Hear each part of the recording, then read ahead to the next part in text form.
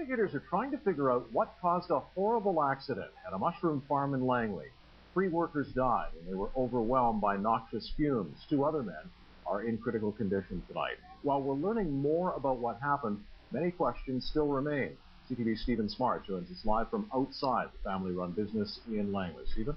Well, Mike, as you can see, this mushroom farm here in Langley is a very different scene tonight than the one we were looking at just 24 hours ago.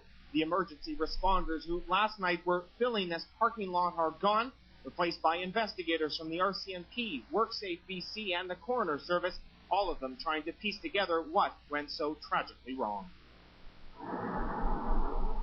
Filled with grief and questions, Fong Lee keeps vigil with her children outside Royal Columbian Hospital in New Westminster. They say they have to look in, but I don't know what happened. They don't say anything with me. That's why I care for my husband. Her husband, Michael Fan, remains in critical condition inside. It's too early to tell if he'll pull through. Fan was one of 6 men overcome by fumes Friday evening. Utility shed at the Trong Mushroom Farm in South Langley. 3 of those men died at the scene, including 35-year-old Oot Tran. Fan and another worker were badly injured. A 6th man was taken to hospital but later released. At the farm today, it appeared to be business as usual, but beneath the surface, the grief was apparent. The family is very sad, and they will leave everything up to the investigators but they are very sad. Today I try to find out who's dead and who's still alive. Several workers from neighboring farms showed up looking for news about the men involved in the accident and shaking their heads about what happened. They've been in the business for so long, not only 1 day or 2 days. Most of them is 10 years, 11 years, 15 years in the business, so they should know. But I don't know why it happened like this. And as the emotional aftermath continues, so does the official investigation, with the RCMP, the coroner, and WorkSafe BC trying to piece together what went wrong. For now, it's believed a broken pipe in the utility shed where 2 of the men were working caused water, gypsum, and chicken manure to mix. The result was a noxious and overpowering gas that rendered the pair unconscious. The other 4 were also overcome when they tried to help. The investigation here is twofold. Number 1 is to determine exactly what happened. Number 2 is to try and determine why, and whether better safety measures might have prevented such a tragic accident from happening in the first place. We look for the safety record of the company. We look for the safety features that were in place at the time of the incident.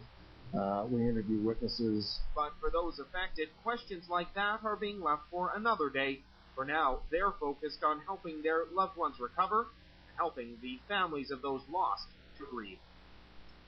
And we're joined live at the scene here by BC Minister of Labour Ian Black. Minister, obviously a very tragic scene unfolded here last night. Why are you out tonight? Well, as the minister responsible for WorkSafe BC, which is the organization that we entrust to help us make sure that every British Columbian gets home from work safely, it's important for me in situations like this to make sure, especially when it's such a horrible situation and when you've got families that are affected and families that are frankly shattered by this, that I'm close to a situation like this from the word go. And secondly, we've got a second round of people who need our support as well. We've got the hazmat team there. We've got senior investigators from WorkSafe. We've got the coroner's team. We've got paramedics standing by as well. And these people are doing difficult work under just horrible circumstances, and it was important that I sent them some support as well. BC Federation of Labour President Jim Sinclair was here last night. He was very quick to call into question your government's record when it comes to farm safety. We saw that horrible accident on Highway 1 last year that claimed several lives, farm workers. Is your government doing all it can to prevent situations like this from happening? Well, first of all, I think when any one worker is injured or killed in the workplace, it's a tragedy and has to be treated with the utmost of respect. And I think a thorough investigation and lessons that can be learned have to come from that. But I think also in this particular situation, we are at the very, very early stages of this. I mean, the very talented engineers and team that are the toxicologists, they're still going to get access to the site here. So I think it's premature to start throwing out speculative comments about what could or should be done.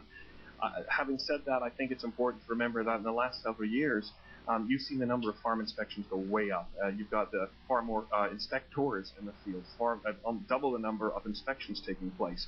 Over 3,000 farm workers have been spoken to just in the first 8 months of this year alone.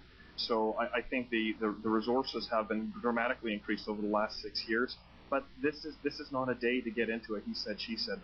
This is not a day of politics. This is a day of the utmost of respect and to reflect on the horrible situation that's happened here, the families that have been affected, and to show our support for those people who have to try to pick up the pieces of shattered lives. Minister, thank you very much. Mike, Minister of Labour Ian Black out here in Langley, where the investigation, as he said, in very early stages, and a number of families still very much struggling to cope with what happened here last night. Mike. All right, Stephen, thank you. Stephen Smart reporting live tonight from Langley.